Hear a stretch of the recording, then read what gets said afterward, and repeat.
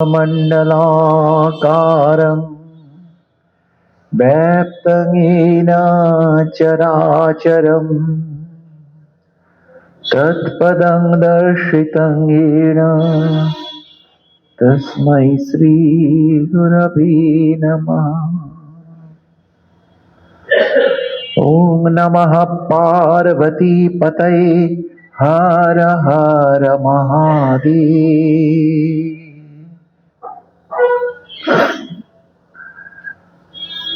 আমাদের রবিবার দিন শিবরাত্রি, বিকেলবেলা থেকে চতুর্দশী পড়ছে, ফলে রাত্রিবেলাটা পাওয়া যাচ্ছে সেই দিন বলে সাধারণত সেই দিনেই পুজোটা হয়। সোমবার দিনও পুরো পুজোই রয়েছে প্রসঙ্গ, কারণ চার প্রহরে পুজোর কথা আপনারা জানেন, যেটা প্রথাগত মেনবে হয়। চার প্রহরে পুজো মানে সারা রাত ধরে। অষ্টপ্রহর সংকীর্তন শোনেন, তার মানে 24 ঘন্টায় অষ্টপ্রহর মানে 3 ঘন্টা করে। তাহলে চার প্রহরে পুজো মানে ওই চারটে ব্রেকে কখনো ঘি, কখনো মধু, কখনো দুধ ইত্যাদি দিয়ে দিয়ে বড় বড় মন্দির যেগুলো রয়েছে, জ্যোতির্লিঙ্গ যেখানে রয়েছে, সারা রাত ধরেই সেদিন শিব অর্চনার প্রসঙ্গ। মানে এটা রাত্রিরই পুজো। মানে যেমন দুর্গাপুজো দিনের পুজো, কিন্তু কালী পুজো রাত্রির পুজো, তেমনি শিবরাত্রি, জন্মাষ্টমী এগুলো সব কিন্তু রাতের পুজো। দিনে থাকবে কিন্তু প্রধান পুজোটা হবে রাত্রিবেলা। এরকম অনেক কিছুই রয়েছে। এখন শিবের প্রসঙ্গ, কৃষ্ণদ্বৈপায়ন বেদব্যাস তিনি তো পুরাণগুলো রচনা করলেন, তা তার কোনো উদ্দেশ্য ছিল না যে ভাগাভাগি করা।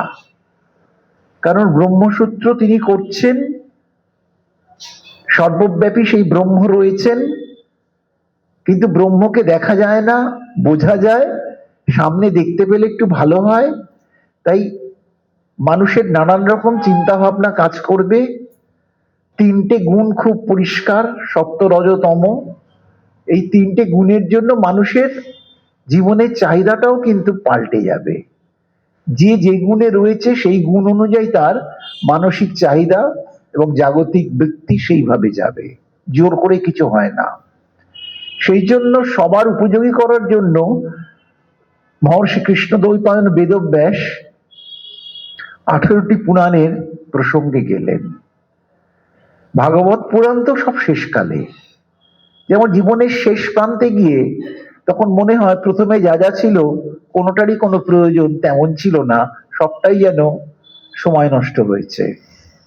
তা সেই ভাগবত তৈরির সময়ও দেখা যাবে যে মহারাজ পরীক্ষিত তো সবই ছেড়ে চলে এসছেন, তার আর পুরনো কি ছিল আর কি হবে এই দিয়ে তার কোনো কামনা বাসনা কিছু আর নেই।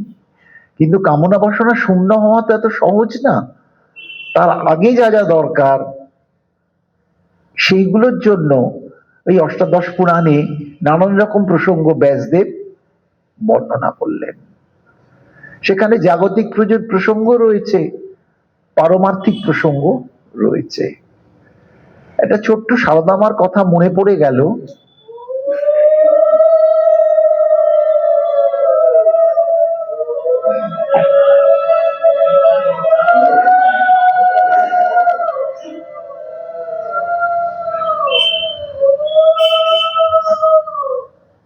মা সারদা বলছেন, তিনি যখন জয়রামবাটিতে ছিলেন তখন তার ভাইদের মধ্যে খুব সম্পত্তি নিয়ে দ্বন্দ্ব হতো।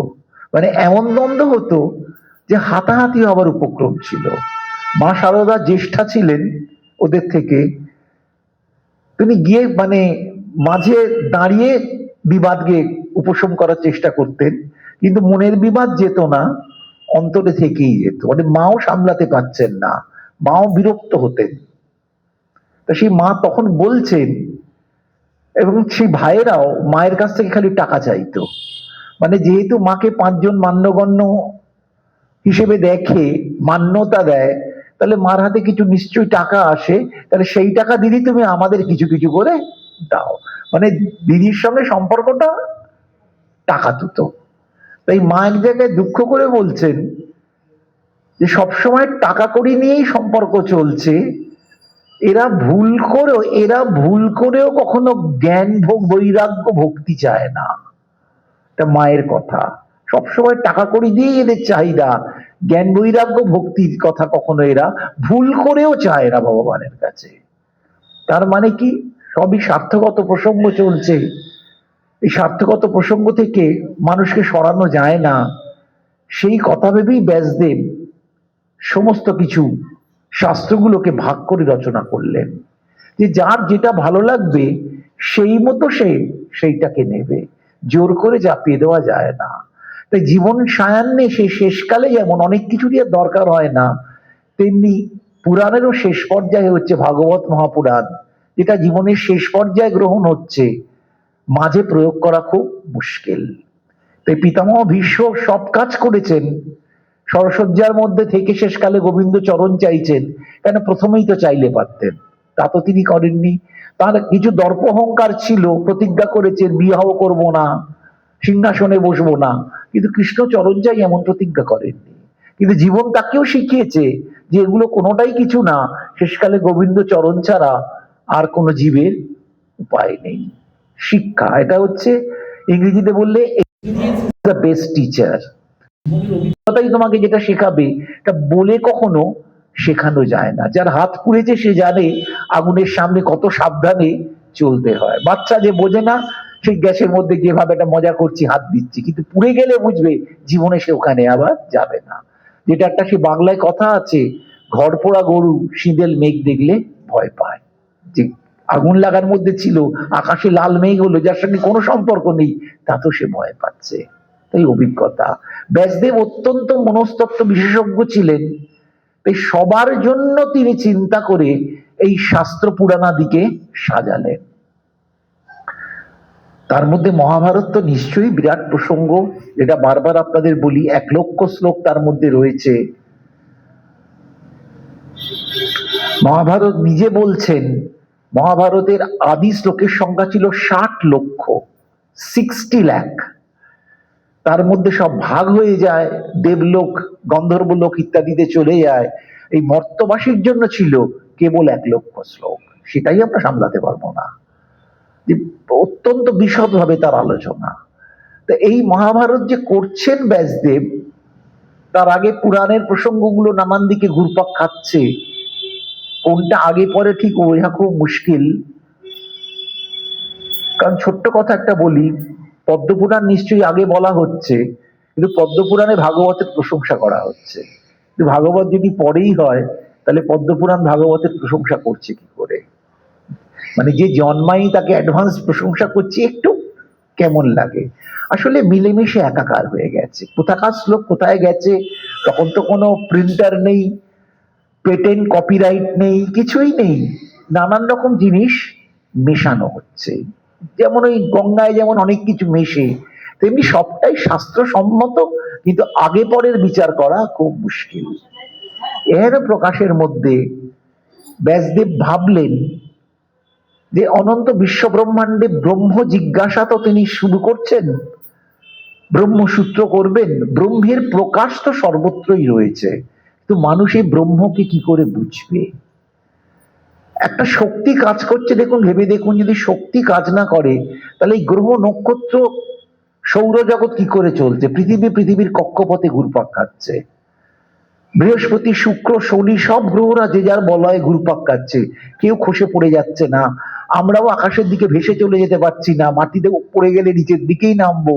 সেই আপেল ফেলে পরীক্ষার মতো আপেল নিচেতেই পড়ে, ওপরে ওঠে না। তাহলে একটা শক্তি তো কাজ করছে, এ ব্যাপারে তো সন্দেহ নেই। আমাদের বাচ্চা জন্মাচ্ছে, তার মধ্যে চোখ কান সবকিছু চলছে, আমরাও চালাচ্ছি। আবার যখন এবার ডিফেক্ট শুরু হবে, হচ্ছে, এটা বিকল হচ্ছে, ওটা বিকল হচ্ছে, করতে করতে শেষকালে হরিবোল প্রসঙ্গ। তাহলে এই সিস্টেমটা চালাচ্ছে কে? বিনা কারণে তো কখনো কার্য হতে পারে না। সেটাই হয়ে যাচ্ছে ব্রহ্ম এবং ব্রহ্ম শক্তি। এই ব্রহ্মকে কিভাবে প্রকাশ করবেন? ব্যাসদেব গুণের কথা ভেবে, 3টে গুণ আছে বলে 3টি সাকার ব্রহ্মের প্রকাশকে স্বীকার করলেন। যদিও তিনি বলছেন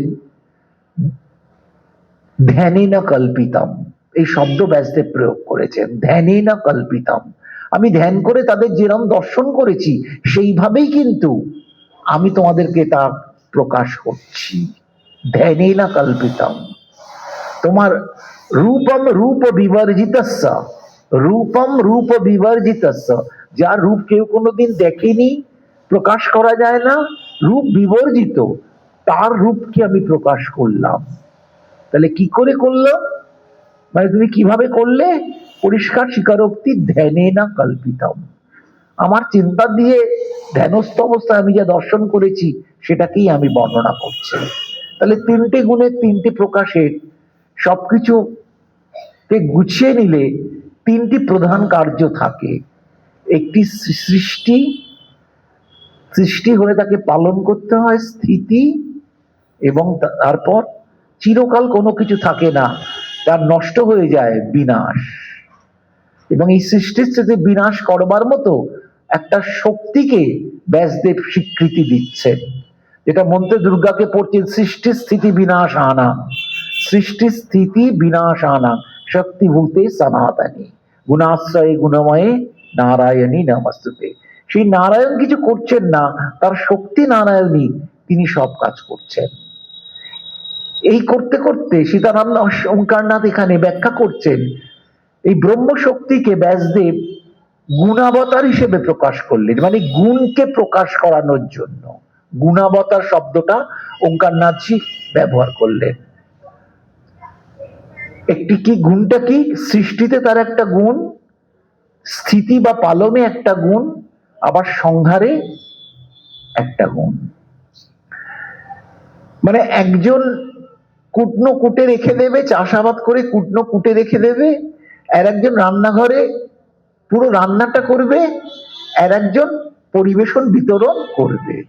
তাহলে এমন একটা ভাব এলো যে সৃষ্টি স্থিতি বিনাশ তিনটে সেপারেট কাজ, কারুর সঙ্গে কারুর লিঙ্ক রইল না। বাস্তবে কিন্তু তা নয়। একটু তার আগে ভাবুন, সৃষ্টিকল্পে কে সৃষ্টি করছেন? ব্রহ্মাজি সমস্ত কিছু সৃষ্টি করছেন। ভগবানের নাভিকমল থেকে যে পদ্মের সৃষ্টি, ভাগবত থেকে সর্বত্রই তা প্রকাশ করছে। ব্রহ্মা সৃষ্টি করছেন, সমস্ত জীব প্রাণী সৃষ্টি করছেন, শেষকালে আমাদেরকেও সৃষ্টি করলেন। তাহলে সৃষ্টিকল্পে ব্রহ্মা, এবং ব্রহ্মাজি সৃষ্টির পর জীবগুলো খাবে, থাকবে, বাঁচবে, রক্ষণাবেক্ষণ কি করে হবে? যেমন গাছ বড় করলেন, কিন্তু গাছটা শুকিয়ে যেতে পারে, গাছে ফুল না হতে পারে, তাহলে গাছকে একটা গুছিয়ে রাখতে হয়। এই গুছিয়ে রাখবার জন্য বিষ্ণুকে চিন্তা করা হলো। ব্রহ্মাজি সৃষ্টি করলেন, বিষ্ণু এই সংসারকে পালন করছেন। এবং পালন করলেও আজকে যে জবে থেকে মানুষ এসছে, সব মানুষ যদি বেঁচে থাকতো তাহলে কিন্তু অসম্ভব হয়ে যেত। বাড়িতে ভাবুন তো, 10 পুরুষ বেঁচে আছে, ঠাকুরদা ঠাকুমা 10 পুরুষ, থাকার জায়গা কেউ পেত না, কারোর পক্ষে সম্ভব না। তাহলে সৃষ্টি স্থিতির পর একটা সময় বিনাশের প্রসঙ্গ এসে যাচ্ছে, সেখানে এন্ড করা হচ্ছে। তাহলে এন্ড করার জন্য একজনকে রাখা হচ্ছে, তিনি হয়ে গেলেন শিব। সৃষ্টি স্থিতি বিনাশ, কিন্তু বিনাশ মানে এই নয় যে আমি ইচ্ছাকৃতভাবে বিনাশ করছি। এটা একটা পদ্ধতি, একটা চলমান প্রবাহ, যাতে জীবের সৃষ্টি হলে বিনাশও হবে। যেটা গীতার মধ্যে বারবার বলছে, তুমি কিসের দুঃখ করছো? দেহের যখন সৃষ্টি হয়েছে, দেহটা একদিন যে কোনো কারণে চলে যাবে। এই চলে যাওয়ার প্রসঙ্গে রুদ্রের প্রসঙ্গ, শিবের প্রসঙ্গ এসে যাচ্ছে। তবে শিব যে রুদ্রের মূর্তি উগ্রতা আসছে কখনো কখনো, সেটা কিন্তু সৃষ্টির জন্য। মানে যেমন ভাবুন, পুরনো বাড়ি ভেঙে এখন প্রমোটাররা নতুন বাড়ি করবে, তাহলে বুলডোজার দিয়ে তাকে পুরো গুঁড়িয়ে ভেঙে ফেলা হলো, মাটি কুপিয়ে লন্ডভন্ড হলো। একটা পুরনো বাড়িও যা হোক ছিল, কিন্তু ভেঙে যখন ফেলে কি ভয়ানক দেখতে লাগে। অন্ধকারের মধ্যে লন্ডভন্ড, ইট সিমেন্ট পড়ে রয়েছে, মাটি কোপানো হয়েছে, জল বেরোচ্ছে, বিভীষিকা একটা। ওইটা হয়ে গেল শিবের কাজ, কেননা ওইটা থেকে আবার নতুন জিনিস শুরু হবে। যতক্ষণ না সংহার হচ্ছে ততক্ষণ কখনো সৃষ্টি হতে পারে না। একটা গাছের ফল, ফলটা শুকিয়ে গেলে বীজটা এলো, দেখুন, তাহলে ফলের সংহারত্ব হচ্ছে, বীজের সৃষ্টি হচ্ছে। বীজটা যখন মাটিতে দিচ্ছেন, তখন বীজ থেকে অঙ্কুরোদ্গম হচ্ছে, গাছ বেরোচ্ছে। তাহলে বীজটা নষ্ট হয়ে যাচ্ছে, গাছটা বেরোচ্ছে। তাহলে একটা সংহার না হলে আর একটা সৃষ্টি কিন্তু হতে পারে না। আবার এটাও থাকবে ওটাও থাকবে, তা কোনোদিন হতে পারে না। পরিবর্তনটা হবে, একটা শেষ হবে আর একটা শুরু হবে। এই সৃষ্টি স্থিতি বিনাশের চক্রের মধ্যে ব্যাসদেব দেখালেন, তুমি সৃষ্টিতে তুমি ব্রহ্মা হয়ে সৃষ্টি করছো, তোমার শক্তি দিয়েই ব্রহ্মা করছেন, তোমারই প্রকাশ। বিষ্ণু হয়ে তুমি পালন করছো এবং শঙ্কর হয়ে রুদ্র হয়ে তুমি সংহার করছো নতুন করে সৃষ্টির বীজটাকে বপন করার জন্য। তাই সৃষ্টির স্থিতি সংহার আলাদা হলেও, সংহারের দায়িত্ব মহাদেবের উপর গেলেও, সবসময় যে মহাদেবী সংহার করছেন তা না। মহাদেব শিব অর্থ, যে শিব চতুর্দশী, শিব অর্থে কল্যাণ, শিব অর্থে মঙ্গল। সেই জন্য জগতের মঙ্গলের জন্য যিনি কাজ করছেন তিনি শিব স্বরূপ হয়ে যাচ্ছেন। ওই জন্য বড় বড় আচার্য পুরুষকে বলা হয় শিবকল্প মহাপুরুষ, মানে এরা এসছেন জগতের কল্যাণ সাধন করবার জন্য। এই সংহারের মধ্যে একটা কন্ট্রাডিকশন আছে, মানে আমার আলোচনার মধ্যে দিয়েই, যে শিব কেবল সংহার করবেন আর বিষ্ণু কেবল পালন করবেন। যদি বিষ্ণু কেবলই পালন করেন তাহলে তার নরসিংহ মূর্তিতে আবির্ভাবের কারণ কি? নরসিংহ মূর্তি তো কিছু ভালো করতে আসেনি, ধ্বংস করতে এসছেন। হিরণ্যকশিপুকে নাশ করবেন, তার রাজত্ব নাশ করবেন, এটা তো শিবের কাজ। এখানে আসবো শিবের প্রসঙ্গ। তাহলে কেন তিনি সেটা করলেন? তার মানে যিনি পালন করছেন তারও কিন্তু সংহারের দায়িত্ব থাকে। মানে রান্না করলে কুটনো কিন্তু কাটতে হতে পারে, আর রান্না করলে পরিবেশনটাও করতে হতে পারে, হবে না বলা যায় না। তাহলে এখানে ভগবান স্বয়ং নৃসিংহ মূর্তি বা বরাহ মূর্তি প্রতিটাতেই তিনি সংহার করছেন। আর যখন বামন মূর্তি ধরছেন তখনও কিন্তু খুব সফট ওয়েতে ধ্বংসের দিকেই যাচ্ছেন, বলির সাম্রাজ্যটা লুপ্ত হয়ে গেল।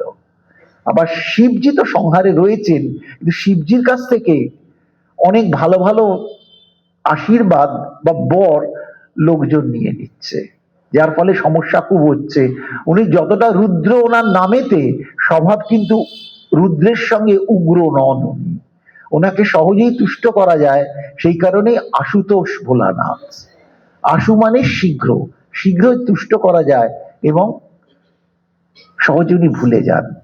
পেচটা ওনার মধ্যে নেই, যেটা কৃষ্ণ সম্বন্ধে ভাগবতে বলা হয়েছে, যে আগে বহুবার বলেছি।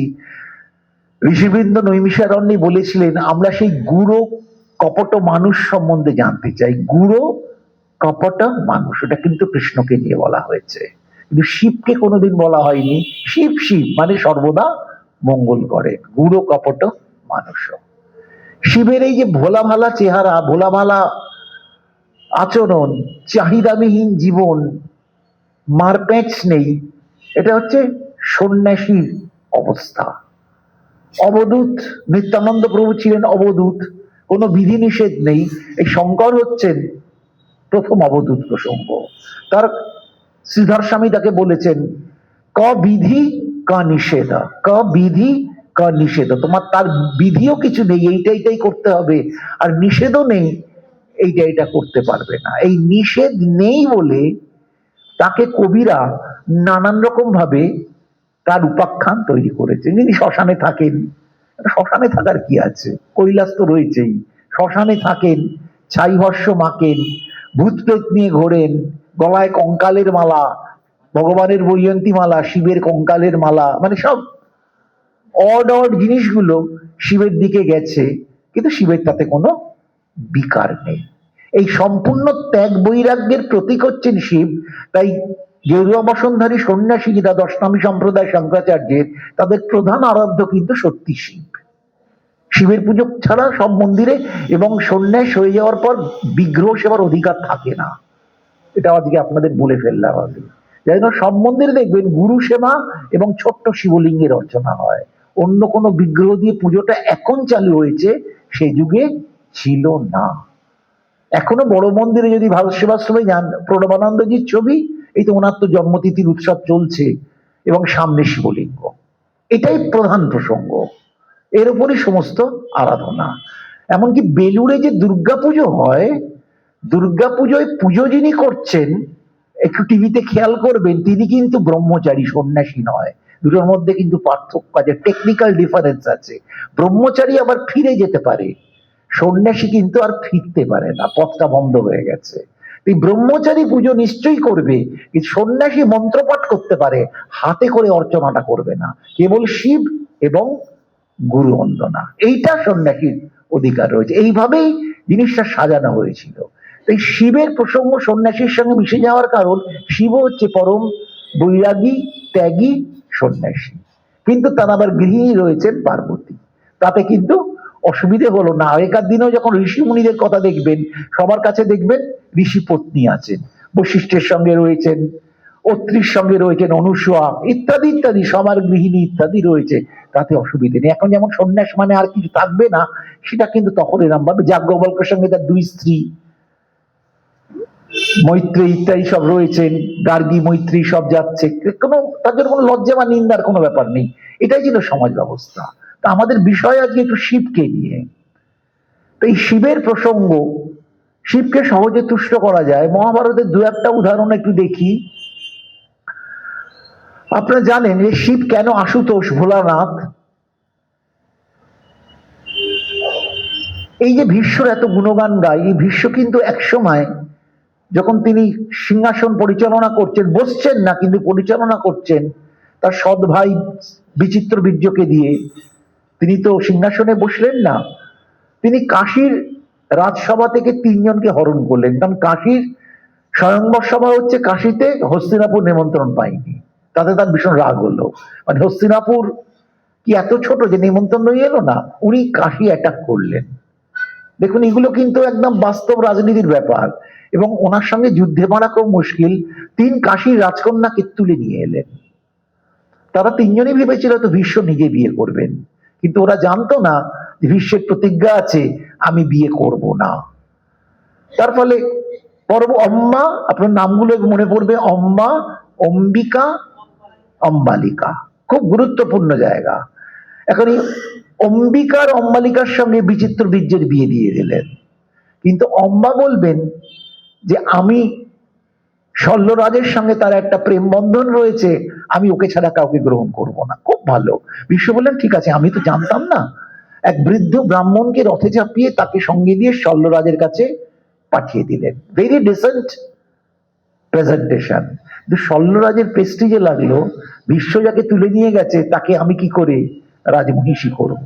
তাই বললেন আমি তোমাকে আর গ্রহণ করব না, কারণ ভীষ্ম তোমাকে তুলে নিয়ে গেছে। মানে মানে নারী অবমাননা যুগটা কিন্তু চিরকালই ছিল। মেয়েদের নিয়ে সবসময় হচ্ছে একটা সমস্যা তৈরি হচ্ছে, চেপে রাখার ব্যাপার। এতে কিন্তু কারোরই কোনো দোষ ছিল না, অম্মার তো কোনো দোষ ছিল না।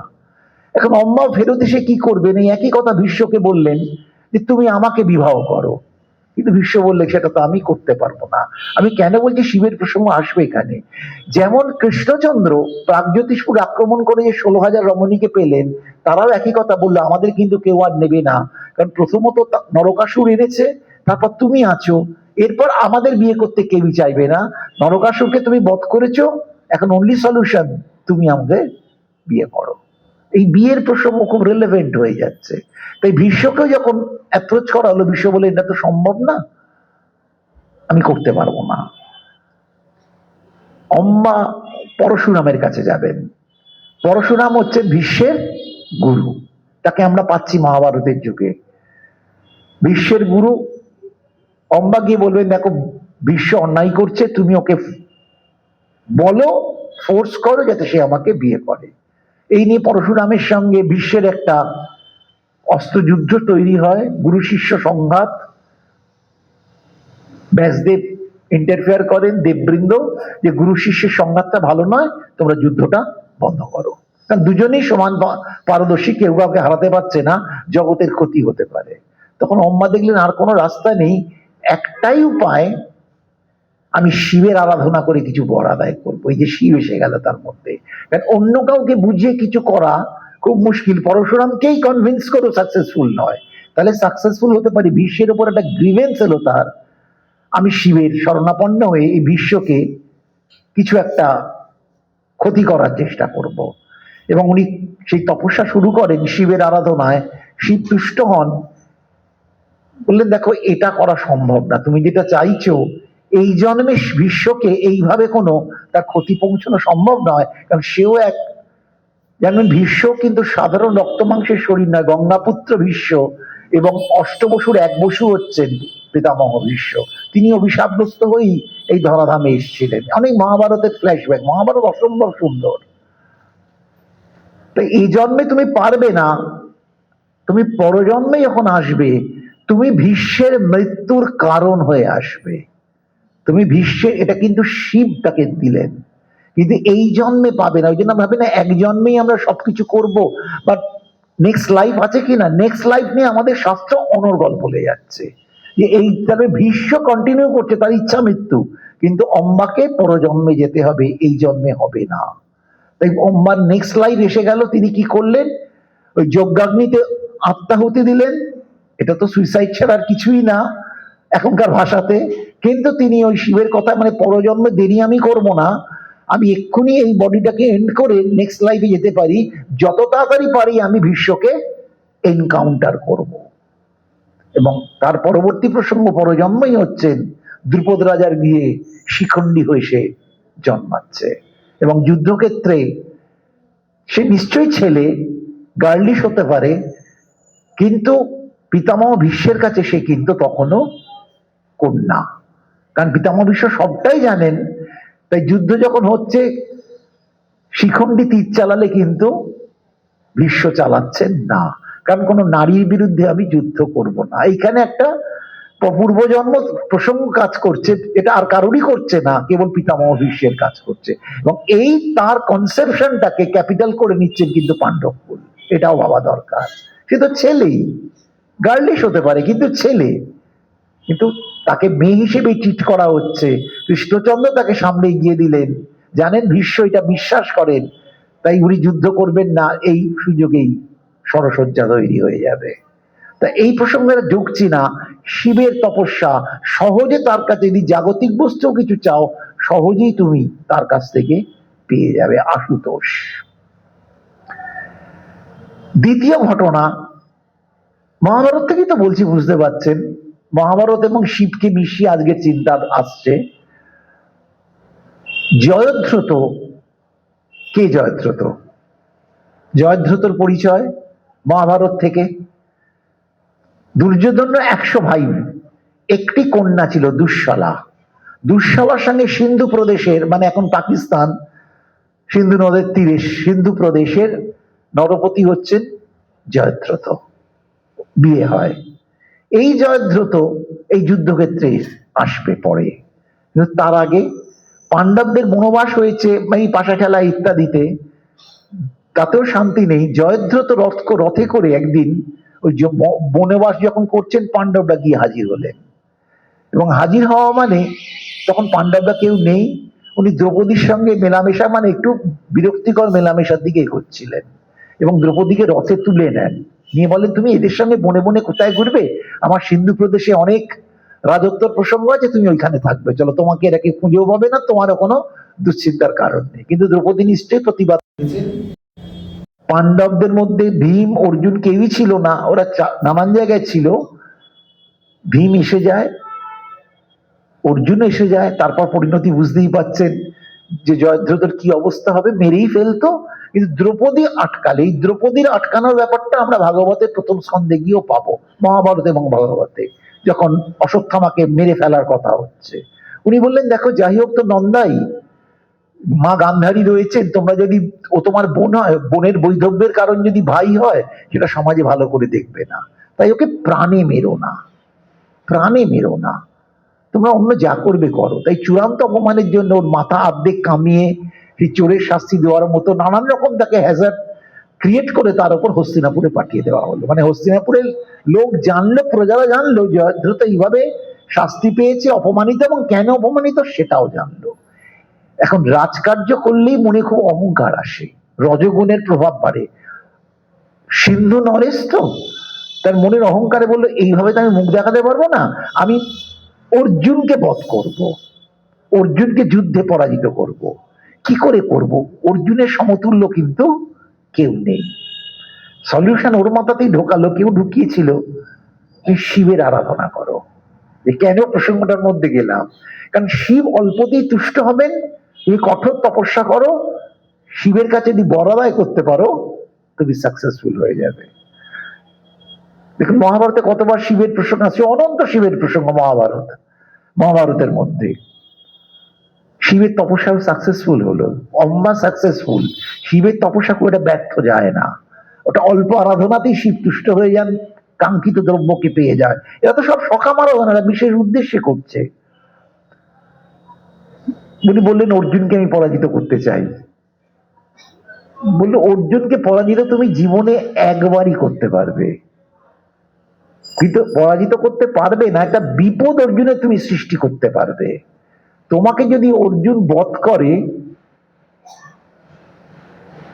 তার মাথা যদি তোমার মাটিতে পড়ে, তাহলে অর্জুনের সঙ্গে অন্য একটা কথা বললেন, কেউ যদি তোমাকে বধ করে, তোমার মাথা যদি দেহ থেকে বিচ্ছিন্ন হয়ে মাটিতে পড়ে, তাহলে সেখানে একটা বোম ব্লাস্ট হবে, এখনকার ভাষায় বলছি, এবং যে বান মেরে তোমাকে হত্যা করার চেষ্টা করছে সেও মারা যাবে। তার মানে অর্জুন যদি জয়লাভ করে ওকে মেরে, তাহলেও কিন্তু মুক্ত হবে না, কারণ মাথা যেখানে পড়বে সেইখানে ব্লাস্ট হবে, সঙ্গে সঙ্গে যেখানে পড়বে। এই ব্যাপারটা ঢুকলো, জয়দ্রথ বুঝে গেল আমি অর্জুনকে হয়তো মারতে পারবো না, কিন্তু অর্জুন আমার জন্য মরবে, কারণ অর্জুন এটা করবে, মানে ওর পরোক্ষে আনন্দ, আমি মরছি ঠিক আছে, কিন্তু তাও অর্জুনকে মারতে হবে। মানে এদের একটা অর্জুনের ওপর সবার একটা মানে একটা ভয়ানক বিতৃষ্ণা, হিংসা কাজ করে। শিবের বরদানেতেই এইটুকু সম্ভব হয়েছিল, এবং অর্জুনের পরাজয় একদিকে মানে কিছুতেই পাচ্ছে না। অর্জুন কিছুতে, যেদিন জয়দ্রথ বধ হবে আপনারা জানেন, তার আগে অভিমন্যু বধ হয়েছে। অভিমন্যু বধের পর যখন ফিরে এসছেন তাদের তাঁবুতে, অর্জুন দুম করে প্রতিজ্ঞা করলেন, কাল সূর্যাস্তের আগে যদি জয়দ্রথ বধ না করি, তাহলে আমি অগ্নি সমাধি নেব, মানে নিজে আগুনে প্রবেশ করব। পাণ্ডবরা ভীষণ খুশি, কারণ একটা কিছু আমরা করবো, জয়দ্রথকে সরিয়ে দেবো বা ভীষণভাবে প্রোটেক্ট করব, আর অর্জুন তো মারতে না পারলে অর্জুন অগ্নি সমাধি নেবে, মানে আগুনে প্রবেশ করবে। এইখানে খুব সুন্দর, মানে এটা খুব সুন্দর জায়গা হয়ে গেছে। দারুককে ডাকবেন ভগবান, দারুক হচ্ছেন কে? শ্রীহরির সারথি, তার নাম দারুক, ভাগবতেও তার নাম আছে। শেষকালে ভগবান যখন অপ্রকট হবেন, ওই দারুক সব খবরগুলো দেবে। ওখানে খুব সুন্দর বর্ণনা রয়েছে, সেটার মধ্যে আর ঢুকলে তো ঘড়ির কাঁটাতেই করছে, সব গুলিয়ে যাবে। দারুককে বললেন, দেখো কালকে আমি জগৎকে বুঝিয়ে দেবো অর্জুন আমার কতটা ঘনিষ্ঠ। এবং অর্জুন সম্বন্ধে বললেন, অর্জুন আমার, যে অর্জুনকে হিংসা করে সে আমার শত্রু, যে অর্জুনের মিত্র সে আমার মিত্র। আজকে জগৎবাসীকে দেখিয়ে দেবো আমি অর্জুনের জন্য কি করতে পারি, এবং অর্জুন আমার অর্ধাংশ, অর্জুন আমার অর্ধাংশ, আমার হাফ হচ্ছে অর্জুন, মানে বেটার হাফ বলে আমরা যেরকম বলি সেইরকম ভাবে অর্জুন আমার অর্ধাংশ। এতটা টানের প্রসঙ্গ অর্জুনের প্রতি রয়েছে। এই রাত্রের মধ্যে যে ভয়ঙ্কর যুদ্ধ হবে তো বোঝা যাচ্ছে পাশুপত অস্ত্রের প্রয়োজন ছিল, সেটা অর্জুনের কাছে রয়েছে। এই পাশুপত শিবের কাছ থেকে পাওয়া, এটা আমার শিবকে নিয়ে ফ্ল্যাশব্যাক করতে হবে। এই পাশুপত প্রয়োগ হয়নি, কিন্তু শঙ্কর তাকে দিয়ে রেখেছিলেন অর্জুনের উপর খুশি হয়ে। কিন্তু পাশুপতের প্রয়োগ কিন্তু অর্জুন ভুলে গেছে, কারণ দীর্ঘদিন আগে পাশুপত পেয়েছেন, কোনো প্রয়োগ করার প্রয়োজন হয়নি, তার ফর্মুলা তিনি ভুলে গেছেন।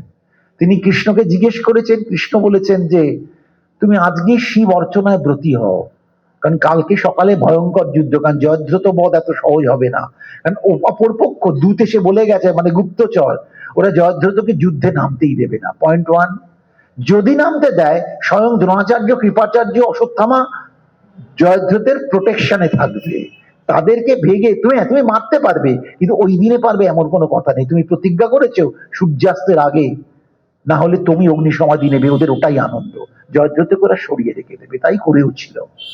এর মধ্যে যেটা হচ্ছে বলে তুমি শিবের অর্চনা করো, পাশুপতকে জাগাতে হবে। এই জন্য শিবের অর্চনা, যেমন এই শিবরাত্রি এলি আপনারাও সব কিনবেন, মানে একটু বেল, ধুদ্র ফুল, ধুদ্র ফল, বেল পাতার মালা, অমুক তমুক, পদ্ম টদ্ম, অর্জুনকে সবকিছু সাজিয়ে দিয়েছেন ভগবান, দিয়ে হাতে করে পুজো করাচ্ছেন যে শিবকে এইভাবে অর্চনা করো। এইভাবে ওইভাবে অর্চনা করে রাত হয়ে গেছে, অর্জুন শুতে চলে গেছে। মানে একটা তো সারা যুদ্ধের ওইরকম অবস্থা, অর্চনা, অভিমন্যু বধের পরের মানে রাতেতে এইটা হচ্ছে, পরের দিন ওই ভয়ঙ্কর যুদ্ধ। একটা প্রশ্ন আমার মনে এখনই এসে গেল, আচ্ছা অভিমন্যু তো মারা গেছে, তাহলে অশৌচ হবে না? অভিমন্যু তো মারা গেছে, অশৌচ হবে না? ও তো বাবা, ও যে সেই রাতেতেই শিবের পুজোয় বসছে, অশৌচ হলে তো বলবেন মন্দিরে আসবে না, এই করবে না তাই করবে। এটা মানে আমি কোনোদিন হয় না, আজকে ফর দ্য ফার্স্ট টাইম মাথা আমার ক্লিক করলো। আর স্বয়ং ভগবান তাকে শিবের অর্চনায় বসাচ্ছে ওই অবস্থাতে। তার মানে অর্চনা করতে গেলে তোমার মানসিক প্রসন্ন ঠিক থাকা দরকার, বাহ্যিক কিছু ব্যাপার না। শিবের অর্চনায় বসছেন, ভগবান তাকে পূর্ণভাবে শিব অর্চনা করিয়ে বললেন তুমি শো, আমিও চলে যাচ্ছি। দুজনে কিন্তু ব্যাস লিখছেন, সেপারেট হয়ে গেলেন, ফিজিক্যালি সেপারেটেড। অর্জুন ঘুমিয়ে পড়েছেন। এবার ঘুমন্ত তিনি দেখছেন শ্রীকৃষ্ণ এসছেন, এসে বলছেন অর্জুন শোয়ার এখন সময় নেই, চলো আমরা কৈলাস যাচ্ছি। ব্যাসদেবের অপূর্ব বর্ণনা এখানে দ্রোণ পর্বের মধ্যে, দ্রোণ পর্বে এই বর্ণনা রয়েছে।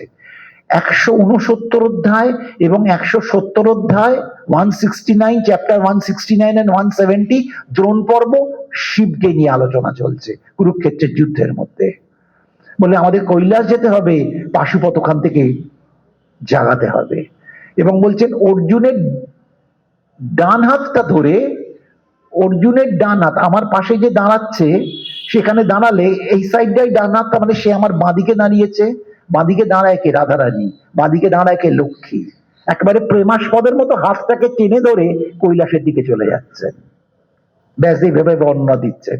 এবং গিয়ে দেখছেন মা পার্বতীকে নিয়ে কৈলাসে ভগবান শঙ্কর মগ্ন হয়ে আছেন, ঋষিবৃন্দ ভগবানের স্তুতি গাইছে। অর্জুনকে নিয়ে গিয়ে ভগবান মাটিতে মাথা টেকিয়ে সাষ্টাঙ্গে হর পার্বতীকে প্রণাম করলেন। দায়িত্ব নিয়ে কথাগুলো বলছি, শ্লোকে সেইভাবেই বলা আছে। একদম ভূতলে মস্তক স্থাপন করে হর পার্বতীকে প্রণাম করলেন এবং ভগবানও সঙ্গে সঙ্গে মানে শঙ্করও প্রতি নমস্কার জানালেন। বুঝলেন ভয়ঙ্কর যুদ্ধ, কি করতে এসছো? না পাশুপতকে জাগাতে এসছি। ওখানেও তো সরোবরের প্রসঙ্গ রয়েছে, আমাদের তো কৈলাসের পাশেই মানস সরোবর জিওগ্রাফি অনুযায়ী। বলছেন সরোবরে চান করো। এইখানে ব্যাসদেব ভগবানের মুখ নিঃসৃত রুদ্রস্তব করালেন, অপূর্ব রুদ্রস্তবের বর্ণনা। আমি কোনো সময় পারলে সেটা সংস্কৃতের জিনিসটা করে এনে শব্দগুলোকে ব্যাখ্যা করতে হবে। এবং এই রুদ্রী অসম্ভব গুরুত্বপূর্ণ, শতরুদ্রী ভাবে বর্ণনা হবে মহাদেবের প্রীতির জন্য এবং জগতের কল্যাণ মঙ্গলের জন্য। এই শতরুদ্রী পাঠকে ব্যাসদেব অত্যন্ত গুরুত্ব দিয়ে অর্জুনের উপর ছেড়ে দিলেন। এই শতরুদ্রী পাঠ হচ্ছে সেই সময় শঙ্করকে তুষ্ট করার জন্য। তাতে ভগবানের শঙ্করের অনন্ত নিয়ে সহস্র নামের প্রসঙ্গ এক এক এক করে যাচ্ছে।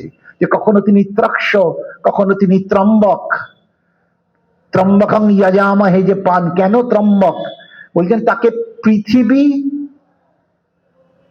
পৃথিবী, অন্তরিক্ষ এবং আকাশ তিনজনে বন্দনা করেন বলে তার নাম হয়েছে ত্রম্বক। পৃথিবী তার বন্দনা করেন, আকাশ তার বর্ণনা করেন, অন্তরিক্ষ স্পেস তার বর্ণনা করেন, তাই তার নাম হয়েছে ত্রম্বক। ত্রক্ষ মানে তিনটি আঁকি, যার তার যে ত্রিনয়ন তৈরি হয়েছিল, জ্ঞানচক্ষু, অগ্নিচক্ষু, তাই তিনি ত্রক্ষ। ভূতানাং পতায়ে নমঃ শ্লোকের শেষে একটা গিয়ে বলছেন, ভূত মানে হাউমাউ খানা, যারা ছিলেন, যারা আছেন, যারা থাকবেন, সবকিছুরই অধীশ্বর তিনি, তাই তিনি ভূতনাথ। যেটা নিমতলাতে শিবের নাম হচ্ছে ভূতনাথ, মাথায় ত্রিশূল করে দেয়, গেলে ওই ছাপ দিয়ে দিয়ে ছেলেগুলো করে দেয় ত্রিশূল, তাই তিনি ভূতনাথ। পশুনাং পাতায়ে নামা, পশুদের পতি তিনি। এই পশু বলতে কখন বলতেন চতুষ্পদ পশু, যজুর্বেদ বলছেন চতুর্পদ পশুরও তিনি অধীশ্বর, আবার দ্বিপদ পশুরও অধীশ্বর। দ্বিপদ মানে আমরা, আমাদেরও পশু বলা হচ্ছে, কারণ আমাদের মধ্যে পাশবিক গুণ কখনো কখনো প্রকাশ পায়, তাই তাকেও পশু। সবকিছুরই অধীশ্বর হচ্ছেন পশুপতি, তাই কাঠমান্ডুতে বিরাজ করছেন পশুপতিনাথ। ভগবান শঙ্করের ওই বন্দনার মধ্যে বলছেন আমার কিছু উগ্র মূর্তি রয়েছে, আমার কোমল মূর্তি রয়েছে। ভগবান শঙ্করের কিছু হচ্ছে উগ্র মূর্তি, কিছু হচ্ছে কোমল মূর্তি। উগ্র মূর্তির মধ্যে কি বলছেন? যে অগ্নি হচ্ছে আমার এক প্রকাশ, অগ্নি হচ্ছে আমার এক প্রকাশ। আগুন তো উগ্র বটে, হাত দিলে তো ঝলসে যাবে। এই অগ্নি আমার প্রকাশ, এই অগ্নিও আমি। মধ্য গগনের সূর্য, আমি এটা সূর্যের 8টা ভাগ একদিন করেছিলাম ঋগ্বেদ থেকে, একদিনই করেছিলাম। সেখানে মধ্য গগনের সূর্যকে বলা হয়েছে বিষ্ণু। বলছেন আমি সেই মধ্য গগনের সূর্য, বিষ্ণুর সঙ্গে মিশে গেলেন। এবং ভগবানের যে উগ্র মূর্তি অবতার তত্ত্বে, তার মধ্যে আমি হচ্ছে নৃসিংহ। শিবেরই মূর্তি হচ্ছে তাণ্ডব তৈরি হয়েছে। ওই যে বললাম শিব তো ধ্বংস করবে, কেন বিষ্ণু করছেন? বিষ্ণু করছেন না, বিষ্ণুর মধ্যে শিব শক্তি প্রকাশ পাচ্ছে, তখন তিনি নৃসিংহ মূর্তি ধরছেন, কিন্তু স্বরূপত তিনি তখন রুদ্র। তাহলে অগ্নি, মধ্য গগনের সূর্য এবং বিষ্ণু অবতারের মধ্যে আমি রুদ্র, নৃসিংহ আমি তখন। এবং কোমলের মধ্যে, সফটনেসের মধ্যে আমি হচ্ছি জল, জলের শীতলতা একদম নরম আরাম। আমি চাঁদ, চাঁদের জ্যোৎস্না। আমি নক্ষত্র মণ্ডলীর দ্যুতি, যে টিপ টিপ করে জ্বলছে, কি স্নিগ্ধ লাগছে, সেটা হচ্ছে আমার প্রকাশ। সমস্ত কিছুই তার প্রকাশ দিয়ে চলছে। এইভাবে রুদ্রিককে এগিয়ে নিয়ে যাবে। অনেক কথা রয়েছে, সেটা মানে সংস্কৃত শব্দগুলো দেখে দেখে বলা দরকার, ওটা পুরো বলা যাবে না, মানে ডকুমেন্ট নিয়ে আলোচনা না করলে ভুল হয়ে যাবে। কণ্ঠ সম্বন্ধে টিকাকাররা বলছেন যে বিষ পান করে যে গলায় নীল হয়ে গেছিল, হলাহল পানাত, এই ব্যাখ্যাটা আমার মনে পড়ে গেল, মানে হলাহল পান করেছেন বলে তার স্মৃতিকণ্ঠ মানে নীলকণ্ঠ। এই বিষের প্রসঙ্গতেও আসা যাবে, স্মৃতিকণ্ঠ। এরকম যে যা শিবের নাম জানেন সেইগুলোকে আমরা পেয়ে যাব। কপরদিনী মানে জটাকে খুব ভালো করে বাঁধেন, সেইটাকে বলা হয় কর্পদ, তাই কপরদিনী তার নাম হয়ে গেল। দুর্গাকে বলা হচ্ছে রম্য কপরদিনী, জয় জয় জয় মহিষাসুর মর্দিনী ব্রহ্ম বিমোহিনী শৈলসুতে, কখনো বলা হচ্ছে রম্য কপরদিনী শৈলসুতে। চুলটা ভীষণ করে সুন্দর, মাথা জটাটা তো খুব সুন্দর করে সাজানো, ওইখানে কপরদিনী প্রসঙ্গ এসে গেল। দেখুন নামগুলো নানান ভাবে আছে। ধৈর্যটি মানে জটাটাকে ধারণ করে আছেন, তাই তিনি ধৈর্যটি। আর গঙ্গাধর তো খুব সহজ, গঙ্গাকে তিনি ধারণ করেছেন। এই শতরুদ্রের স্তব দুজনে করলেন, কৃষ্ণ এবং অর্জুন করলেন। শঙ্কর খুশি হলেন, ওই যে তারপর বললেন তুমি যে উদ্দেশ্যে এসছো সেটাকে তুমি দেখো বলে শিবলোকেরই এক গণের সঙ্গে আবার জলের ধারে গেলেন, দেখলেন দুটো বিরাট সাপ উঠে এলো, মানে মণিখচিত সাপ দুটো উঠে গেল। এই দুটোই আবার যখন কৃষ্ণ হাতে ধারণ করলেন জ্যান্ত সাপ, তারা দুটো অস্ত্র হয়ে গেল, সেই দুটো হচ্ছে পাশুপত। এবং আবার প্রণাম করে তিনি ফিরবেন কৈলাস থেকে, অর্জুনকে দেখালেন যে কৃষ্ণ যে পূজার উপকরণ দিয়ে ভগবান শিবের আরাধনা করেছেন, মানে কুরুক্ষেত্রের রণাঙ্গনে তাঁবুর মধ্যে, সেইগুলো সবই শিবের সামনে সাজানো আছে। যা যা জিনিস ওইখানে অর্পণ করা হয়েছে, ভগবান শঙ্কর মাকে নিয়ে সেটা গ্রহণ করেছেন। এই অবস্থায় তারা প্রণাম করে ফিরবেন, তারপর সকালে সেই ভয়ঙ্কর যুদ্ধ। এই শিবের প্রসঙ্গ, তাই এদিকে জয়দ্রথকেও তিনি কিন্তু প্রোটেকশন দিয়েছেন, আবার এখানেও পাশুপত কিন্তু দিয়ে দিচ্ছেন। সেই সৃষ্টি স্থিতি লয়ের যা যা প্রসঙ্গ, সবকিছুই প্রাসঙ্গিকভাবে পরিপূর্ণ হচ্ছে।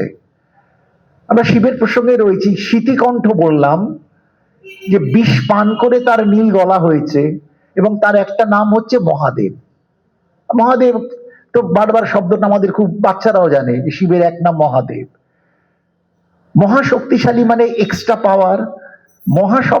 শব্দ মানে কি, এখন তো মহা ধামাকা এইসব বেরোয়, সব মহা দিয়ে অনেক কিছু জুটছে। মহাপূজা, শরৎকালে মহাপূজা, চণ্ডীর মধ্যে বলছে শরৎকালে দুর্গাপুজোকে মহাপূজা বলা হয়েছে।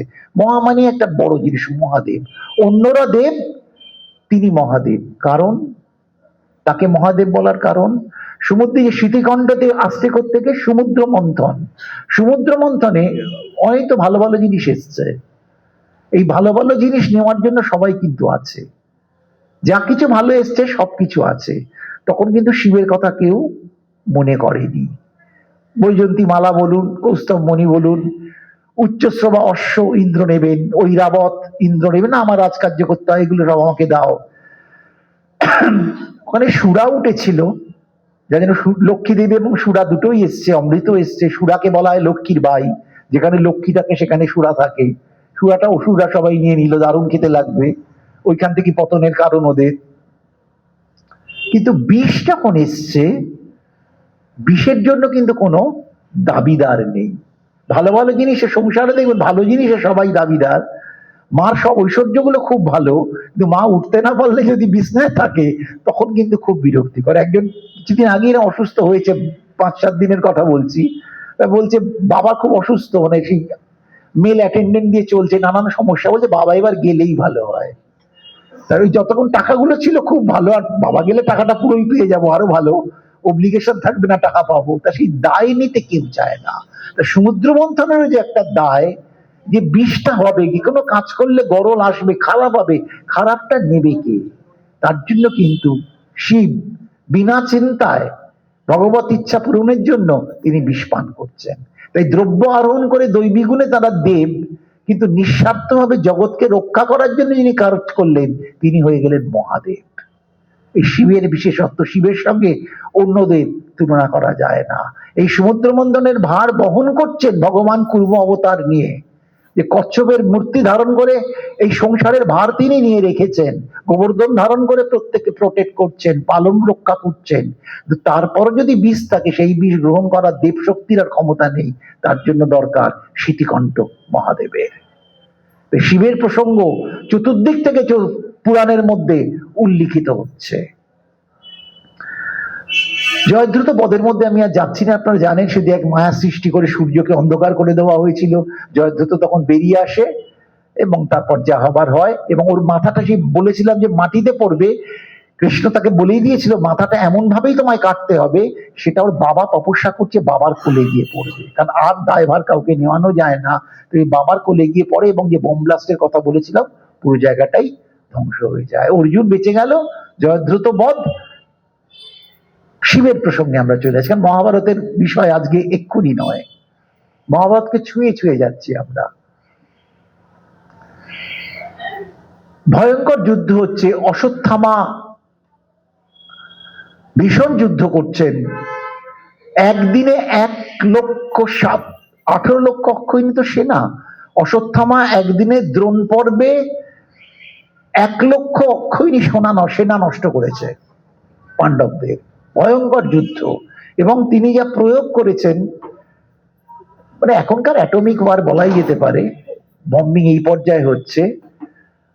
কৃষ্ণ অর্জুন সেই আগুনের আবর্তে রয়েছেন, মানে যেখান থেকে বেরোনো কোনো সম্ভব না। লোকে তো বলে যে কৃষ্ণ কি ছিল, প্রবাসে পা তুলে বসে রইল, আর পা একটা তিল লাগলো আর মরে গেল, এই হচ্ছে বীর পুরুষ, এই হচ্ছে বীর পুরুষ। এখন মুশকিল হয়ে কি জানেন তো, সবাই কথা বলে, সবাই কথা বলে, এরা কথা বলার কোনো জায়গা জীবনে পায়নি। তো এখন এই ফেসবুক একটা প্রসঙ্গ হয়েছে, সেখানে যার যা মন্তব্য সেখানে সে লিখে যাচ্ছে, যারা পড়ছে তারাও সেই ক্যাটেগরির, যা দিচ্ছে সেটাকেই সত্যি বলে মেনে নিচ্ছে।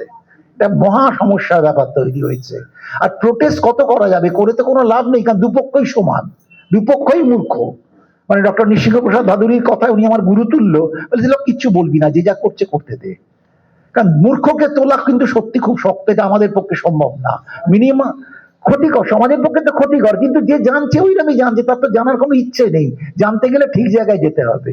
সেদিন এক জায়গায় ওই কেসিপালের বাড়িতে পাঠ ছিল, তো ওখানে একটা আলোচনা সত্ত্বে বলা হলো, বলছিলাম যে ভাগবতটা কেন করছেন, শেষ পর্যন্ত ভাগবতের উদ্দেশ্যটা কি, এত ভাগবত শুনছেন কেন, কি লাভ হবে? ভাগবত করলে বাড়ি হবে, ভাগবত করলে মামলা জিতবেন, ভাগবত করলে ছেলে মেয়ে ভালো থাকবে, সব উত্তরই না। তা এই করে কনক্লুশন। তো বলে তাহলে কেন ভাগবত শেষকালে দুপান্নে জিজ্ঞেস করে, হরিসভাতে আসবেন কেন? ওখানকার হরিসভায় আমি যাই না। হরিসভায় আমরা যাই না। আপনি হরিসভায় যাবেন না, ভাগবতের ক্রিমটা একদিনে 15 মিনিটে জেনে যাবে, তা কখনো হয়? এই ভাগবতের ক্রিম জানতে গেলে সারা ভাগবতকে অধ্যয়ন করলে নিজেই বুঝতে পারবে এর কারণটা কি। আর সেটা আমি এক লাইনে বলে দেবো আর এত সহজে হয়ে যাবে? জানার ইচ্ছেটাই নেই, কিন্তু সবকিছু আমাকে চটজলদি করতে হবে। তাই কৃষ্ণের পায়ে তীরে, ওইরকম একটা অবান্তর বোকা বোকা প্রশ্ন, অশ্বত্থামার যে অ্যাটমিক ওয়ার, যেটাকে এখনকার ভাষায় বলছি, পুরো রথ ঘোড়া সমেত আগুনের মধ্যে, মানে আধ ঘন্টা কেটে গেছে, কেউ বাঁচা সম্ভব না। আধ ঘন্টা তো বডি ফার্নেসে গেলে পুড়েই যায়, লোকে তারপর মাটির হাঁড়ি নিয়ে বডি মানে নাভি তুলতে যায়। আধ ঘন্টা ওইভাবে থাকা তো মুখের কথা। তারপর দেখলেন হাসতে হাসতেই স্বাভাবিকভাবে কৃষ্ণ এবং অর্জুন বেরিয়ে আসছেন অগ্নিবলয় থেকে। অশ্বত্থামা এখনকার ভাষায় হতাশাগ্রস্ত, ফ্রাস্ট্রেটেড, ডিসঅ্যাপয়েন্টেড, কি করবে বুঝতে পারছেন না। ব্যাসদেবকে জিজ্ঞেস করলেন যে আমার কি অস্ত্রের কোনো দোষ ছিল, আমার কি টেকনিকে কোনো প্রবলেম ছিল যে আমি ওদের করতে পারলাম না? বললো তা না, ত্রিলোকনাথ এখন অর্জুনের সখা হয়ে এখানে বিরাজ করছেন, তিনি না চাইলে কোনো কিছুই হবে না। এবং পূর্বজন্মে পূর্বই তো তারা নরনারায়ণ হিসেবে, এই প্রশ্ন আবার এসে গেল ভাগবত থেকে মহাভারত সর্বত্র, নরনারায়ণ ও এই বিশ্ব সৃষ্টির কাজ তারা করেছিলেন, তাই তার ইচ্ছাতেই সবকিছু হবে, তিনি না চাইলে কোনো কিছু হবে না। ওইখানেই তিনি চাননি, তাই অ্যাটমিক ওয়ার তাকে কিছু করতে পারেনি। তিনি চলে যাবেন বলেই পাটা বাড়িয়ে বসেছিলেন, তাই ছোট্ট তীর গেলেই সেই উদ্দেশ্যটা যথেষ্ট ছিল। তাই এটা স্বাভাবিক কোনো ব্যাপার না, পূর্বকল্পিত কোনো জিনিসের প্রয়োগ। এই অবস্থার মধ্যে অর্জুনও প্রশ্ন করছেন ব্যাসদেবকে। ব্যাসদেব যুদ্ধক্ষেত্রে তপবলে এসছেন, পালকি করে এসেছিলেন এমন কথা বলা নেই, তিনি যে কোনো জায়গায় যেতে পারতেন। এই ভয়ঙ্কর রণাঙ্গনের জন্য তিনি এসছেন, সব পক্ষই ক্ষতিগ্রস্ত ভীষণ হচ্ছে। অর্জুনও তাকে প্রণাম করে প্রশ্ন করছেন যে মহর্ষি, আমি একটি প্রশ্ন জিজ্ঞেস করতে চাই। বহু সৈন্য হতাহত হয়েছে, বহু রথী মহারথীর আর নেই, এবং আমি অক্লান্ত পরিশ্রম করেছি, কিন্তু আমাকে সবাই বলছে বীর ধনুর্ধর, শ্রেষ্ঠ যোদ্ধা, এইসব আমি শুনে এসছি আমার সম্পর্কে, কিন্তু আমি জানি আমি তা নই। এই যে আত্মসমালোচনা, আত্ম অনুভূতিটা তার মধ্যে আসছে, যে সবাই যা বলে আমি শুনেছি, কিন্তু আমিও মনে মনে জানি তোমরা যেটা বলছো আমি সেটা নই। তা ব্যাসদেব তো বস্তুত ব্যাসদেবেরই সন্তান সন্ততি এরা, যেটা মহাভারতে আমি একদিন হিন্স দিয়েছিলাম। সবাই রাজার ছেলে, কিন্তু আসলে ব্যাসপুত্র, ব্যাসের রক্তই এদের মধ্যে চলছে। তা এদের বংশধর ওই কানা রাজা একদিকে রয়েছে, ব্যাসপুত্র ধৃতরাষ্ট্র, আবার ব্যাসপুত্র সুখ, কি পার্থক্য বলুন তো? একদিকে পরের জিনিস নেবে বলে হাঁ করে বসে রয়েছে, সেও ব্যাসের পুত্র, আবার সর্বস্ব ছেড়ে দিয়ে বৈরাগ্যের চরম পর্যায়ে রয়েছে, সেও ব্যাসের পুত্র। লোকে বলে যে জিন কাজ করে, জিনের মধ্যে কি মিক্সচার! একজন আগ্রাসী বেয়াদব বজ্জাত, আর একজন সর্বত্যাগী বৈরাগী, তাকে কোনো কিছু দিয়ে আটকে রাখা যায় না। কি এক্সট্রিম ডিফারেন্স, ভাবলে অবাক হয়ে যেতে হয়। ভাববেন দুজনের ব্লাড কিন্তু এক, শুধু মা আলাদা। বাবার তো একটা বিরাট ব্যাপার, ফাদার, এখানে ব্যাসদেব তার তো একটা গুণ অন্যরকম হবে, সেখানেই এই পার্থক্য যায়। তাহলে মানুষের একটা তিন ভাইয়ের মধ্যে কত তফাৎ আমরা দেখি, বড়টা একরকম ছোটটা একরকম, কে ভালো কে মন্দ ইতিহাস বিচার করে। তা যাই হোক, এর প্রশ্নের মধ্যে চলে আসছি।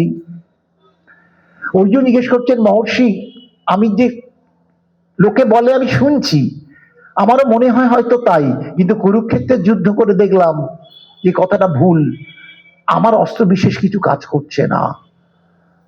মহর্ষি ব্যস্ত সবই জানেন, বলছেন, হাসছেন, নাতি তো সম্পর্কে তো নাতি হলো। তা তুমি কি ভাবছো, কি দেখলে তুমি? তুমি যে বিশ্বাস করতে পারছো না, তা কি দেখে কি বিশ্বাস করছো? বলছেন মহর্ষি, আমি যখন রথে রয়েছি, যখন প্রবল যুদ্ধের মধ্যে যাচ্ছি, আমি দেখছি আমার রথের সামনে নগ্ন পদে এক ব্যাঘ্র চর্মধারী, জটাজুটধারী, ত্রিশূলধারী একজন আমার রথের সামনে শূন্যতে, মানে মাটিতে পা পড়ে না, ভাসমান অবস্থায় নগ্ন পায়ে এগিয়ে যাচ্ছে। অস্ত্র মারছি, আমাকেও মারছে, আমারও লাগে না, তাদেরও কিছু হয় না। যখন দেখছি সেই ত্রিশূল থেকে আমার কোনো ত্রিশূল গিয়ে অপর পক্ষের যোদ্ধাকে গিয়ে ধাক্কা করছে, মানে আমার ধনুকের সঙ্গে প্যারালাল গিয়ে যখন ত্রিশূল মার্চ করছে, তখন সে বিনাশপ্রাপ্ত হচ্ছে।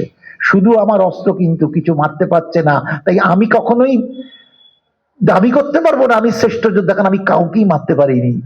তাই তখনই মৃত্যু হচ্ছে যখন ত্রিশূল সঙ্গে গিয়ে তাকে আঘাত করছে, তখন তার জীবন অবসান হচ্ছে। এই কে পুরুষ কে? তখন ব্যাসদেব হেসে বললেন, ইনি হচ্ছেন পিনাকধারী শঙ্কর। তুমি বাসুদেব স্বয়ং তোমার রথে আছেন, এই হরিহরের একাত্মতা সর্বত্র রয়েছে। বাসুদেব যেমন তোমায় সাহায্য করছেন, স্বয়ং ভগবান শঙ্করও কৃপা পরবশ হয়ে তোমার অস্ত্রের মধ্যে তার ত্রিশূল শক্তিকে প্রয়োগ করিয়ে শত্রুকুল নাশ করছেন। কারণ শিব হচ্ছেন এইখানে সংহার মূর্তি, যে সংহারের প্রয়োজন কিন্তু ভালোর জন্য। এই যে সংহারের প্রসঙ্গ, এই সংহার মূর্তিতে তিনি বাসুদেবের উদ্দেশ্য পূরণ করছেন, তোমাকে কৃপা বর্ষণ করছেন। কেন তোমাকে কৃপা করেছেন জানো? কোনো এক সময় ফ্ল্যাশব্যাক চলে গেল। কোথায় বলবো? দ্রৌপদীর বিয়ের পর ওদের দ্রৌপদীর ঘরে যে ঢুকবে, সেখানে পাঁচ ভাই পরপর নানান প্রসঙ্গে যায়, জুতোটা বাইরে রাখা দরকার, কুকুর এসে জুতো মুখে করে নিয়ে যায়। অর্জুন যখন যুধিষ্ঠির ছিলেন তখন ঢোকেন, তাতে তার বলেন প্রায়শ্চিত্ত। আমি আর বিশদে যাচ্ছি না, প্রায়শ্চিত্তের প্রসঙ্গ ভগবান সবই জানতেন। বললেন তুমি শিবের আরাধনা করতে ইন্দ্রকিলা পর্বতে চলে যাও। ইন্দ্রকিলা পর্বত হচ্ছে কেদারনাথের পেছনে যে বিরাট হিমালয় শৃঙ্গ, ওইটা হচ্ছে ইন্দ্রকিলা পর্বত, একদম শিবভূমি। ওখানে গিয়ে তুমি ভগবান শঙ্করের তপস্যা করো। এবং অর্জুন সেই মানে সাংঘাতিক তপস্যা শুরু করেন শিবের। মানে কোথায় নতুন বিয়ে হলে বউকে নিয়ে লোকে এখন বলে হনিমুন যাবি না, খেতে যাবি না, অর্জুনের কপালে কোনোদিনই তা জোটেনি। প্রথম থেকেই সে বিতাড়িত এবং ইন্দ্রকিলা সে ধ্যানমগ্ন। সে সবসময় ভগবান শেখাচ্ছেন ওই যে সুখটা তোমার ভোগের মধ্যে দিয়ে না, ত্যাগের মধ্যে দিয়ে তুমি পরম সুখ পরমেশ্বরকে আস্বাদন করো। একে বলা হয় সনাতন ধর্মের সুখ। পরমেশ্বরের স্বাদ বিনা কোনো স্বাদই শেষকালে বিস্বাদ হয়ে যাবে। তাই আগে থেকেই তাকে সরিয়ে দেওয়া হলো যে তুমি শিবের আরাধনা করো। কখনো বলছে না তুমি আমার আরাধনা করো, কখনো কৃষ্ণ কাউকে বলেননি তুমি আমার আরাধনা করো, একদম না, শিবের আরাধনা করো। এবং সেই ইন্দ্রকিলাতে যে ভয়ঙ্কর আরাধনা আপনারা জানেন, হঠাৎ করে একটি বরাহ মূর্তি আবির্ভূত হয়, বন্য বরাহ দাঁত নিয়ে অর্জুনকে অ্যাটাক করে এবং তাতে তার স্বাভাবিক তার যোগভ্রষ্ট অবস্থা হয়। এই বরাহকে মারবার জন্য তিনি যখন তীর চালালেন, দেখলেন অন্য দিক থেকেও একটা তীর এসে একই সঙ্গে বরাহকে বিদ্ধ করেছে, সেম টাইম। মানে তখন স্টপ ওয়াচ ঘড়ির ব্যাপার থাকলে দেখা যেত মানে 5টা 10, মানে দুপক্ষেরই অনেস্টলি 5টা 10। এখন এই অপরপক্ষে ব্যাদ একজন, ব্যাদ তো স্বীকার করে ও বাঁচবার জন্য করেছে, ও খাদ্যর জন্য করেছে। তাহলে কার শিকার? এ বলছে আমার শিকার, ও বলছে আমার শিকার, দুজনেরটাই সেম টাইম। এই ভয়ঙ্কর যুদ্ধের পর মানে কথা থেকে জানেন তো, কথায় তো বেশিক্ষণ কাজ হয় না, তারপর হাতাহাতি মারামারির উপক্রম শুরু হয়। দুপক্ষের হাতে ধনুক আছে, অর্জুনও থামবেন না, ব্যাদও থামবেন না। প্রচন্ড যুদ্ধে কেউ কাউকে হাতে পাচ্ছেন না। তারপর অর্জুন যখন আরো জটিল বান প্রয়োগ করছেন, ব্যাদ মুখটা হাঁ করে সেই বানগুলো খেতে শুরু করছেন। তার মুখের মধ্যে বানগুলো যাচ্ছে, তিনি যেন আমরা ডালমুট ভাজা যেমন চিবিয়ে খাই, চায়ের সঙ্গে ডালমুট বেসনের কাঠি যেমন খাই, সেইভাবে ওই মারাত্মক অস্ত্রগুলোকে চিবিয়ে খেয়ে নিচ্ছেন। অর্জুন তখন আর যুদ্ধ করেননি, হাত জোর করে বলেছেন আপনার প্রকৃত পরিচয় জানতে চাই। আমার সঙ্গে যুদ্ধ করতে পারে এমন সত্যি সৃষ্টিতে বিশেষ কেউ নেই, পারে আমার সঙ্গে যুদ্ধ করতে পারে। তখন তিনি বলছেন, এটা তো ফ্ল্যাশব্যাক, তখন ইয়াং অর্জুন, যুদ্ধক্ষেত্রে অর্জুন না, পিতামহ ভীষ্ম আমার সঙ্গে এইভাবে যুদ্ধ করতে পারেন, কিন্তু পিতামহ ভীষ্ম রূপ পরিবর্তন করতে পারেন না। আপনি তো ব্যাদ, পিতামহ ভীষ্ম না, কিন্তু পিতামহ ভীষ্মর ক্ষমতা আপনার মধ্যে আছে, আপনি আমার সঙ্গে যুদ্ধে পারদর্শী, তাই আপনি পিতামহ ভীষ্ম নন। আর গুরু দ্রোণাচার্য আমার সঙ্গে যুদ্ধ করতে পারেন, একইভাবে পারবেন, কারণ তার কাছেই আমি শিখেছি। কিন্তু গুরু দ্রোণাচার্য রূপ পরিবর্তন করতে পারে না, তাই তিনি কখনো ব্যাধের রূপ নিতে পারবেন না, তাই তিনিও নন। আর পারেন দেবাদিদেব শঙ্কর। তাই কেউ যখন নয়, আপনি নিশ্চয়ই দেবাদিদেব শঙ্কর। শিব সন্তুষ্ট হলেন, তার নিজ মূর্তিতে পার্বতী সমেত দর্শন দিলেন এবং বললেন তুমি কেন এসছো? না, বাসুদেব আমাকে আপনার তপস্যা করতে বলেছে। বলছে বাসুদেব কে হয় তোমার? জিজ্ঞেস করছেন শঙ্কর। বাসুদেব কত মানে একটা সাংসারিক মনোভাবের মতো ব্যাপার, সহজ কথা। বাসুদেব কে হয় তোমার? হুইজ বাসুদেব? তো জানলাম আমার তরফে, তোমার তরফে what about the relation with Basudeb? এরম তোমার সঙ্গে কি সম্পর্ক? ওই ব্রহ্মের সঙ্গে ভক্তের কি সম্পর্ক? তিনি আমার প্রাণ সখা, তমেব বন্ধুশ্চা সখা তমেব। বলে তুমি যখন বাসুদেবের বন্ধু, বাসুদেব আমার বন্ধু, তাহলে তুমিও কি হলে? তুমিও তাহলে আমার বুদ্ধি, একদম জিওমেট্রিক এতে। তুমি কি, বাসুদেব কি জন্য আমার কাছে পাঠিয়েছে?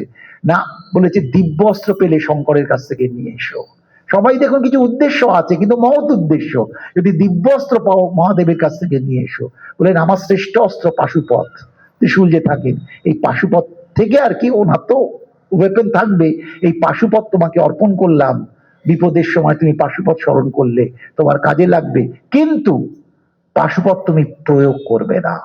ভয়ঙ্কর প্রয়োজন না হলে পাশুপথ প্রয়োগ করবে না। যেমন এখনো নিউক্লিয়ার ওয়েপেনের চুক্তি হলে কি বলা হয়, যে অ্যাটমিক ওয়ার করতে পারবে না, যে বোমা তুমি ওরকম ভাবে আণবিক বোমা ফেলতে পারবে না, তুমি পাশুপথ তুমি প্রয়োগ করতে পারবে না। তো এই পাশুপথ প্রয়োগের কথাও মহাভারতে পাওয়া যায় না। ওই আছে, শিবকে দর্শনে কৈলাসে গেছেন, পাশুপথ জেগে উঠলো, ওটা আছে, কিন্তু যখন তখন পাশুপথ প্রয়োগ করো না। তা সেই শিব এত তুষ্ট ছিলেন যে এই তুষ্ট এর রথের সামনে তিনি আসছেন, যে যা কিছু অর্জুনের বিপদ হবে সেই বিপদ তিনি নাশ করে দেবেন। ভক্ত বিঘ্ন নাশ করছেন এই দেবাদিদেব শঙ্কর।